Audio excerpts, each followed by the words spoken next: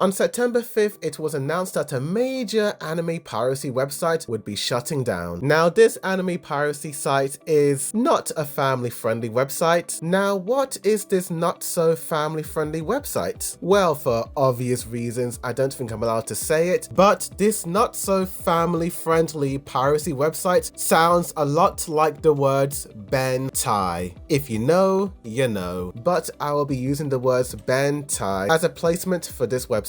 This website attracted a whopping 79 million visits per month. Bloody hell, mate. I knew anime was very popular in all the genres, but bentai? Nani? I'm not judging, I'm just a little bit stunned by those numbers. Not only did PCR Distribution manage to get the anime website shut down, but they are also suing the piracy site for copyright infringement. This happened around the time when major anime piracy sites were being shut down left, right, and center.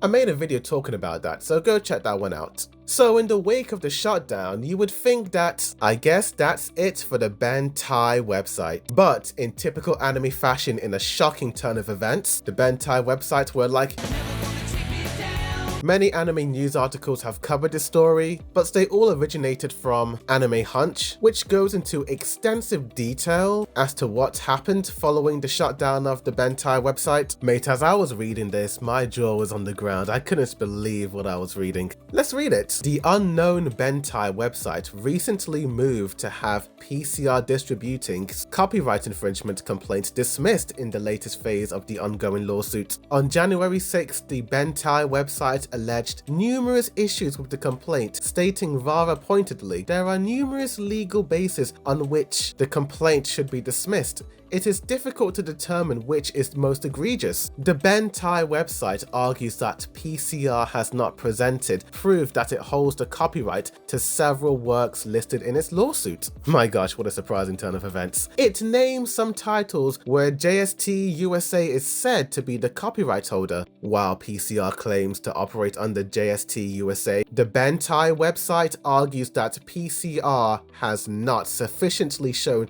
that the copyright to free JST USA titles were assigned or exclusively licensed to it. The bentai website also argues that the ownership structures of PCR and JST USA companies appear to be different, casting doubt on whether PCR has the right to bring this lawsuit. Founded by Peter Payne, JST USA sells adult visual novels from Japan. Peter Payne also founded J-List, which sells Japanese language bentai, toys, and other goods, and J18 Publishing, which publishes bentai in English. The bentai website also argued that PCR should have brought forward its lawsuit within 3 years of discovering the alleged infringement, which it did not. Lol. Apparently, the bentai website says that it received unsolicited permission in writing from J18 to host the works on its site in 2020. As we all know, J18 is part of JST USA, founded by Peter Payne, and this mysterious PCR company has claimed to operate under JST USA. Interesting. Anyway, going back to this article, J18 emailed the bentai website with an offer to keep the works on the site, adding, "We don't want to try to take down any of our galleries on your website. We just want people to have a simple, safe, and easy way of getting to our site where they can buy physical copies of the comics they love." Honestly, dude, that's kind of insane. The fact that an anime piracy site was so popular that the official company which owned some of the websites on that piracy site pretty much gave the thumbs up to the bentai piracy site and essentially were like, you know what, mate, you're doing a good job. Keep the good work. That's honestly kind of crazy, dude. That bentai anime piracy site sure did hire some goated lawyers. I guess in a time of crisis, they were like, we better call Saul. Lol. If the bentai website would allow J18s to run ads linking to where people could pay for them, it offered to allow the titles to stay. The bentai website also asked that PCR remove the bentai website from its lawsuit. Despite the similar domain names, the former says the two sites have no actual connection. It's crazy because when you go into the original article, there is a certain paragraph that really caught my eye. The bentai website also criticized PR's request to transfer ownership of the bentai website domain as excessive and baseless.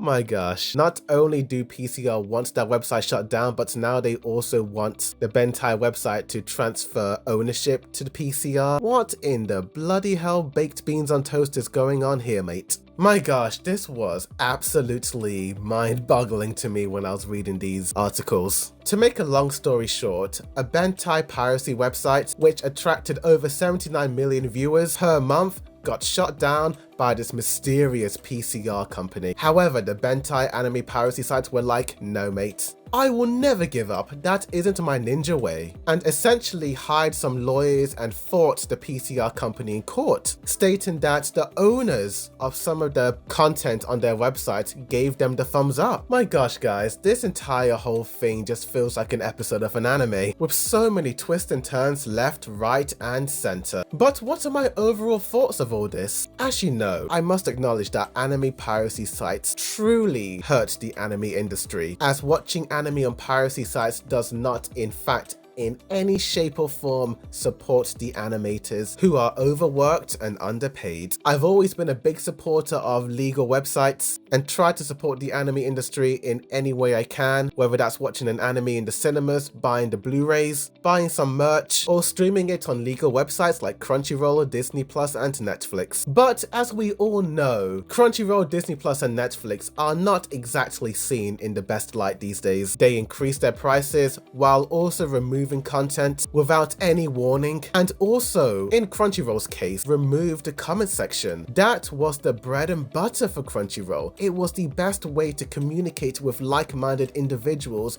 talking about their favorite anime series. Where else are people going to talk about how much of a Chad Jin Woo is from Solo Leveling? The only other place are piracy websites, which have their own comment sections. And I do believe this is why the big unknown piracy website that isn't the Bentai website absolutely destroyed Crunchyroll and Disney Plus when it came to its monthly viewers. The owners of these anime piracy sites do not play. They are absolutely committed to having as much anime content on their website as possible for people to enjoy. And in the case of this Bentai website that was removed, they even were allowing links to official websites where people can buy merch and Blu-rays and all that jazz. I have never seen a website get the support from the official owners of the certain content that were shown on the Bentai website. This whole court drama was bizarre, bonkers, yet very bold. Will this court drama be the beginning of a new era where people start to protect and defend their piracy websites? If that's the case, then Crunchyroll, Netflix and Disney Plus, as well as many others, need to sort out their priorities. They need to understand what do the people want when it comes to these websites. How can we provide a decent service to these viewers with the price they are charging? I feel like only when Crunchyroll and all these legal sites start to become more usable and accessible.